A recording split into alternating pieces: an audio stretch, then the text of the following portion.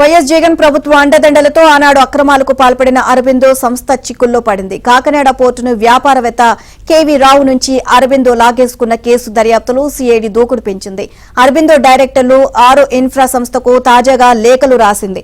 వ్యాపార లావాదేవీల్లో బెదిరింపులకు పాల్పడి 2021లో కేవీ రావు నుంచి 41.12 వాటాలు లాక్కున్నారని, దానిపై వచ్చిన లాభాలు డివిడెండ్లు పంచుకోవడానికి వీల్లేదని ఆ లేఖలో హెచ్చరించింది. అలా పంచుకుంటే చట్టపరంగా చర్యలు తీసుకుంటామని సిఐడి ఏడీజీ రవిశంకర్ అయ్యన్నార్ ఈ లేఖలో స్పష్టం చేశారు.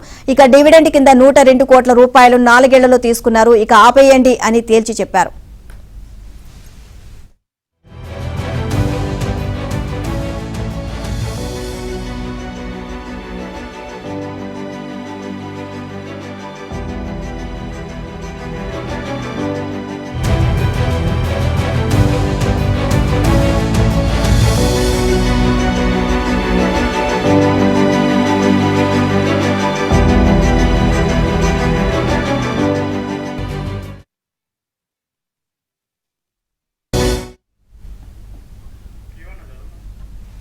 కేవీ రావు నుంచి యాజమాన్య హక్కులు లాక్కున్న దానిపై మేము విచారణ జరుపుతున్నామని సిఐడి రాసిన లేఖలు ఉన్నట్లు సమాచారం. దీనికి సంబంధించి ఆ రోజు మీరు అన్ని రకాల నిబంధనలు ఉల్లంఘించారని, అధికారం ఉందని ప్రభుత్వ రంగ సంస్థలను ఉపయోగించి బెదిరింపులకు పాల్పడినట్లు సమాచారం ఉంది. దానిపై విచారణ జరుపుతున్నామని, పూర్తి హక్కులు ఉన్న కేవీ రావును బెదిరించినట్లు ఆయన చెబుతున్న అంశాలపై సమాచారం సేకరిస్తున్నామని అన్నారు. ఇప్పుడున్న పరిస్థితుల్లో మీరు ఒక్క అడుగు ముందుకేసినా చట్టపరమైన చర్యలు తప్పవు. ఇప్పటి వరకు కూడా పూర్తి హక్కులు తనకే ఉన్నట్లు కేవీ రావు ఆధారాలు సమర్పించారు లేఖలో ప్రస్తావించారు.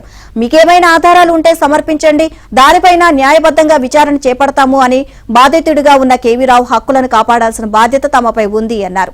అసలైన బాధితుడికి రక్షణ కల్పించడమే తమ విధి అని, కేవీ రావును బెదిరించి ఆయనకు సంబంధించిన వాటాలు రాయించుకున్నారని ఆయన ఫిర్యాదు చేశారని, ఇదే నిజమని తేలితే మీరు చట్టపరంగా బాధ్యులు అవుతారని అన్నారు.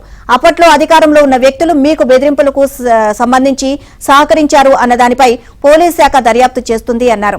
ఈ నేపథ్యంలో కాకినాడ పోర్టు నుంచి ఒక్క రూపాయి కూడా ఏ రూపంలోనూ తీసుకోవడానికి మీరు అర్హులు కారు, లావాదేవీలన్నీ ఆపేయండి అని సిఐడి రాసిన లేఖలో వివరించినట్లు తెలిపింది.